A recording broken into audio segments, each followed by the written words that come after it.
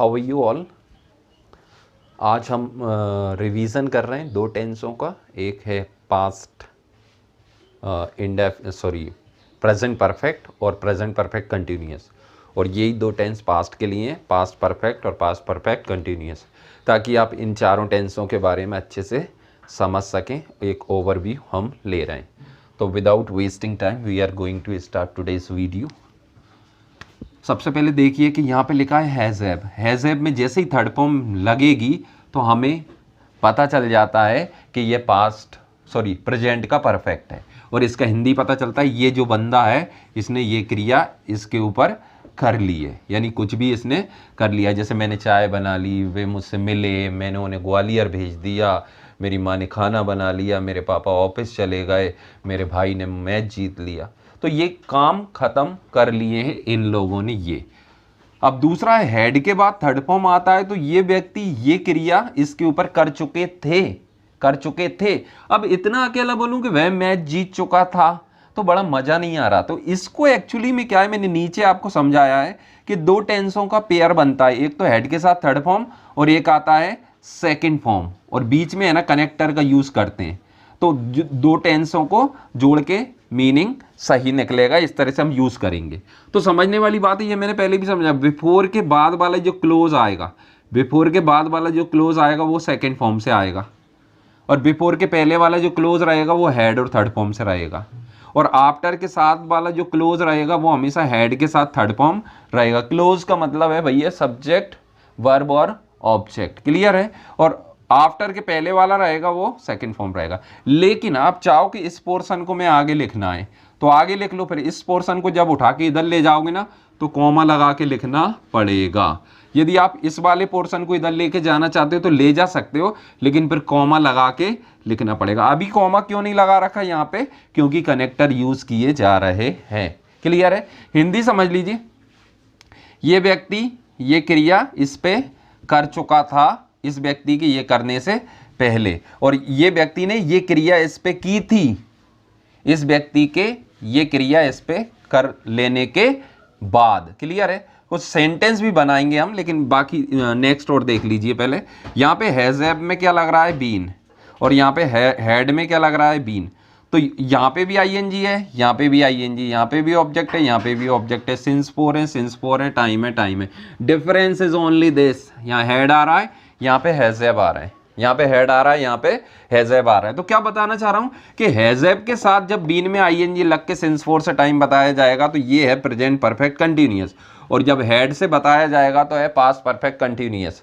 Difference क्या है कि ये जो व्यक्ति है ना क्रिया कर रहा है इतने समय से, तो अभी भी कर ही रहा है, लेकिन यहाँ पे ऐसा है कि ये व्यक्ति जो क्रिया कर रहा था सुबह से शाम से 2 साल से, लेकिन अब नहीं कर रहा। हिंदी में जैसे बोलूं कि मैं सुबह से पढ़ा रहा था, तो ये मैं सुबह से पढ़ा रहा हूं, अभी भी पढ़ा रहा हूं। ये वे फुटबॉल खेल रहे थे 5 दिन से, तो ये, और वे फुटबॉल खेल रहे हैं 5 दिन से। ये मैं 2000 से इंग्लिश पढ़ा रहा हूं, तो अभी भी पढ़ा रहा हूं, तो ये, और मैं 4 साल से इंग्लिश सीख रहा था, अब नहीं सीख रहा, तो ये।